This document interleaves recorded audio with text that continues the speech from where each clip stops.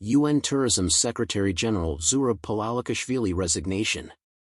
The World Tourism Network Advocacy Group is asking travel industry leaders for help understanding the current situation in UN tourism. Zurab Pololikashvili, the UN Tourism Secretary-General, is desperate to cover up his involvement in the ongoing scandal involving Spanish Prime Minister Pedro Sanchez and his wife, Begoña Gómez. Comments and feedback by WTN members and eTurbo News readers can be submitted by going to wtn.travel. UN tourism had never responded to such irregularities, opening the floor for more substantiated or unsubstantiated finger-pointing and rumors from respected top leaders around the globe. This silence is not only true of UN tourism. Most comments received by countries are often intense but only off the record. This prevents countries like the UK, Canada, and the United States from seriously considering rejoining UN tourism. In times of a severe world crisis, tourism becomes a pillar of stability, resilience, and peace, and an accountable and capable leader of UN tourism is not only necessary but essential for the sector.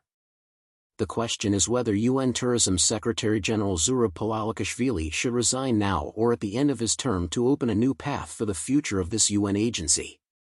If he doesn't resign and manages to focus on the only important part of his career, which is to win a third or perhaps more terms, UN tourism will become useless. Globalia, Air Europe, the Caldo corruption case, manipulation in 2 high-profile UNWTO elections, all of this should be enough for a decent leader to agree. I had a good ride, but it's time to accept my legacy of having maneuvered tourism among friends, understanding it's time to allow UN tourism to progress under a new leadership. What Zurab Pololikashvili should say today. Instead, Zurab Pololikashvili has been building a global network of vulnerable countries and tourism ministers, many in Africa and Latin America, that would support his ambition to become the first world tourism strongman in return for having a friend in high places and cash in on more favors. Zurab Pololikashvili is already the first UN Tourism Secretary-General not to attend press conferences and not answer critical questions. This is exactly what strongmen do. Obviously, success stories and photo opportunities will always surround any leader, but so far, did any activities by UN Tourism since 2018 helped countries and their SMEs in the travel and tourism industry? This is another question WTN would like to get feedback on. The European Commission is investigating the potential misuse of EU funds in Spain's Caldo corruption scandal, also known as Operation Delorme.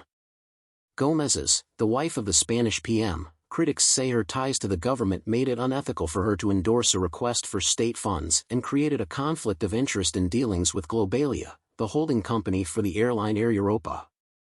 These organizations have a direct link to advantages alleged to have benefited Zurab, and all of these companies at the center of the scandal are directly involved in UN tourism. Gómez's attendance at the UNWTO General Assembly in St. Petersburg, Russia in 2019 alone should have been enough to ask serious questions now. This situation has led to high-level arrests in Spain and raised corruption allegations against the UN Tourism Secretary-General involving family vacations using private jets.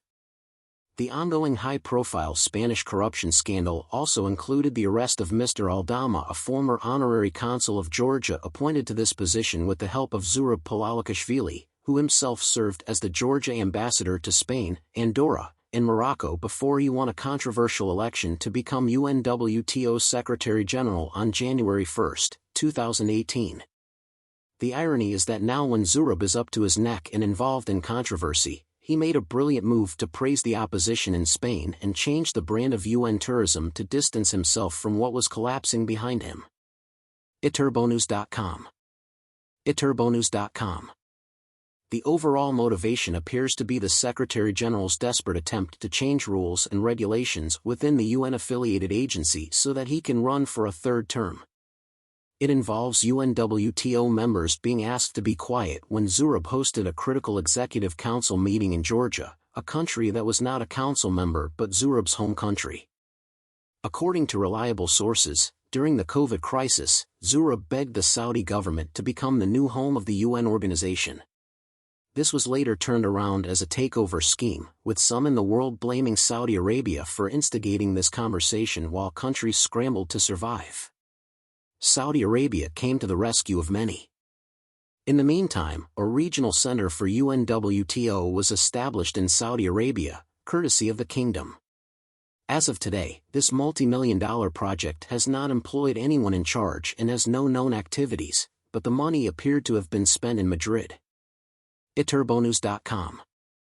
After being appointed to chair the Executive Council, Saudi Arabia made a brilliant move in helping the task force on redesigning tourism for the future. This could mean the UNWTO Executive Council would be able to maneuver UN tourism into a new path. At this time, such a move is expected, possibly bypassing the current Secretary General's ability to control it. iturbonews.com. A recent name change for UNWTO to become UN Tourism has a deeper meaning and was not welcomed by many in the industry. iturbonews.com.